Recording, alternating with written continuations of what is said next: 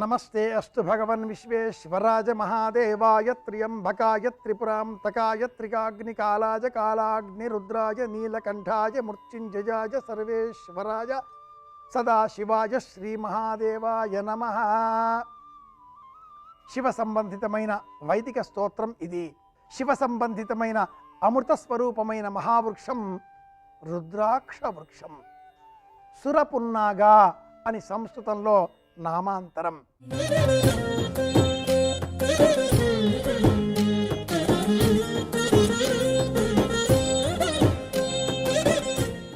రుద్రాక్ష శివుడి కంటి నీరు నేలపైన పడి రుద్రాక్ష వృక్షంగా మొలకెత్తినట్లుగా శివపురాణం అభివర్ణిస్తుంది. విశేషమైనటువంటి అగ్నిహోత్ర తత్వాన్ని తనలో ఇముడ్చుకొని ఉన్న కారణం చేత రుద్రాక్ష మెడలో ధరించినట్లయితే అద్భుతమైన ప్రయోజనాలను మనం పొందవచ్చును అని కూడా ఆధ్యాత్మిక సాధనలు వివరిస్తాయి. రుద్రాక్ష పండులో ఉండేటటువంటి గింజ రుద్రాక్ష, అది గింజ. బయటకు చూసినట్లయితే నేరేడు పండు వలె కనిపించేటటువంటి అమృత ఫలం. ఈ రుద్రాక్షలు ప్రధానంగా 4 రకాలుగా మనకు కనిపిస్తాయి. రుద్రాక్షలలో రుద్రాక్ష, రౌద్రాక్ష, భద్రాక్ష, సార్ద్రాక్ష అన్న పేరిట 4 రూపాలలో ఈ రుద్రాక్షలు మనకు లభిస్తూ ఉండగా, రుద్రాక్ష పైన ఉండేటటువంటి గీతలు, వాలుగా ఉండే వంపుగా ఉండేటటువంటి ఆ గీతలను లెక్కపెట్టి ఒక్క గీత నుంచి ఆరంభమై 32 గీతల వరకు ఈ రుద్రాక్షలను మనకు ఈ వృక్షం అందిస్తుంది.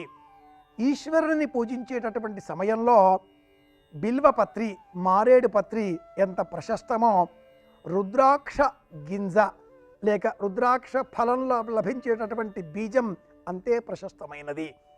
ఇలాంటి రుద్రాక్షలను శివుడికి సమర్పించినట్లయితే శివానుగ్రహాన్ని పొందవచ్చు. మహాశివరాత్రి, మాఘమాసం, అలాగే ఫాల్గుణ మాసం, ఈ 2 నెలలలో శిశిర ఋతువు కాలంలో అన్ని వృక్షాలు ఆకురాలే లక్షణాన్ని సంతరించుకొని ఉండగా రుద్రాక్ష వృక్షం మట్టుకు ఏపుగా ఎదిగి నిండుగా ఫలములతో దర్శనమిస్తుంది. ఆ పరమేశ్వరుని అనుగ్రహం పొందగోరి ఈ కలియుగంలో మనమంతా కూడా వివిధములైనటువంటి పరిహార మార్గాలలో రుద్రాక్షలను ధరిస్తూ ఉంటాం. రుద్రాక్షలు ధరించేటటువంటి క్రమంలో గళసీమలో మెడలో మాత్రమే రుద్రాక్ష ధరించాలి. అలాగే నాగమంత్రం, సర్పమంత్రం, ఆస్తిక మంత్రం తెలిసిన వారు చేతికి, ముంజేతికి కంకణం వలె రుద్రాక్షలను ధరించవచ్చు. అలాగే ఈనాటి కాలంలో పలువురు రుద్రాక్షలను జటలలో, భుజదండములకు అలంకారంగా ధరిస్తూ ఉంటారు. కలియుగంలో ధర్మశాస్త్రాన్ని అనుసరించి అలా ఎవ్వరూ రుద్రాక్షలను మణిబంధనాలకు ధరించకూడదు అని శాస్త్ర ప్రమాణం. శాస్త్ర ప్రమాణాలకు లోబడి రుద్రాక్షలను శివునికై ప్రీతికరంగా అభిషేక సేవలో సమర్పించిన ఎడల అలాంటి వారికి కైవల్యము, జన్మరాహిత్యము లభిస్తాయి అని వివరిస్తుంది శివపురాణం. శివారాధనలో ఉండే ప్రత్యేకత ఏమిటి అంటే, ఏ వస్తువునైనా, ఏ ద్రవ్యాన్నైనా, ఏ రసాన్ని అయినా, ఏ తీర్థరూపాన్నైనా కూడా అభిషేకంలోనే వినియోగించాలి. అన్నాన్ని సైతం నివేదన రూపంలో కాకుండా అభిషేక రూపంలో స్వీకరించేటటువంటి పరమదైవం పరమేష్ఠి మాత్రమే. అలాగే రుద్రాక్షలతో అభిషేకం చేసిన ఎడల సమస్త సంపదలు మనకు లభిస్తాయి. గ్లాసు నీటిలో రుద్రాక్షలను వేసి తడిసిన ఆ రుద్రాక్షలతో ఉన్నటువంటి ఆ నీటితో శివాభిషేకం చేసినట్లయితే శివానుగ్రహంతో దీర్ఘకాలిక వ్యాధుల బారి నుంచి ఉపశమనం లభిస్తుంది అని శాస్త్ర ప్రమాణవాక్యం.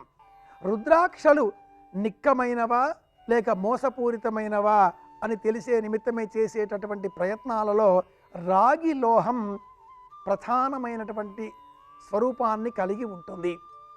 ఒక రాగి పళ్ళాన్ని బోర్లా వేసి ఆ రాగి పళ్ళెం పైన రుద్రాక్షను ఉంచి మరి ఒక రాగి పళ్ళెంతో ఆ రుద్రాక్ష పైన ఇలా నెమ్మదిగా తిప్పుతూ ఉన్నట్లయితే ఆ పైన మనం తిప్పేటటువంటి ఈ పళ్ళెం ఏ క్రమంలో తిరుగుతుందో ఆ రుద్రాక్ష కూడా అదే క్రమంలో నెమ్మదిగా కదులుతుంది. రాగి సూర్య సంబంధితమైనటువంటి లోహం, రుద్రాక్ష చంద్ర సంబంధితమైనటువంటి లోహం.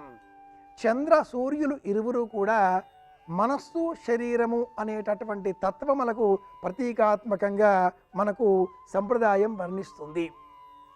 ఆర్ద్ర నక్షత్రంలో జన్మించిన వారు, మిథున రాశిలో జన్మించిన వారు సైతం ఈ రుద్రాక్ష మొక్కను పెంచవచ్చు.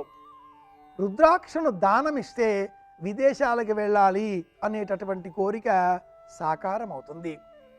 వ్యాపారంలో నష్టాలు వస్తున్నాయి, రుణాలు తీసుకున్న వారు తిరిగి చెల్లింపులు చేయడం లేదు, మనం ఎక్కడైతే రుణం తెచ్చామో వారు అదే పనిగా మనల్ని రుణాలు చెల్లించమని అడుగుతున్నారు. ఇలాంటి రుణ సంబంధమైన బాధలు కలవారు వ్యాపార స్థలాలలో గాజు గ్లాసులో నీరు పోసి అందులో 2, 4, 6, 8, 12, 10 కాకుండా 8 అనంతరం 12 ఈ సంఖ్యలో రుద్రాక్షలను ఆ గాజు గ్లాసులో పోసిన నీటిలో ఉంచి ఆ పైన చిన్న మట్టి ప్రమిదలో దీపం వెలిగించి ఆ నీటిలో తేలే విధంగా ఏర్పాటు చేస్తే ఇది శివదీపం అనే పేరిట ప్రసిద్ధం, రుద్రాక్ష దీపం అనే పేరిట ప్రసిద్ధం.